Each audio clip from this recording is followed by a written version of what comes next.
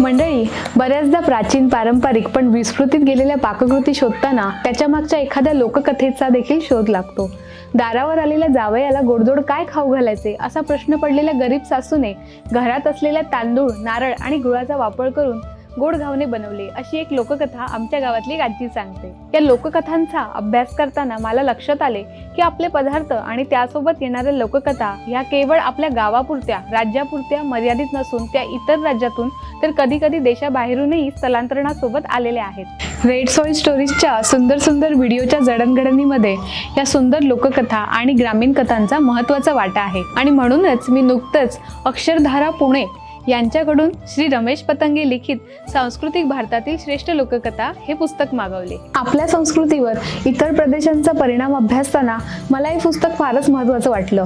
आणि त्याचसोबत मला ग्रामीण कथांची सुद्धा फार आवड असल्यामुळे लोकशाहीर अण्णाभाऊ साठे यांच्या कादंबऱ्यांचा हा संचच मी मागवलेला आहे.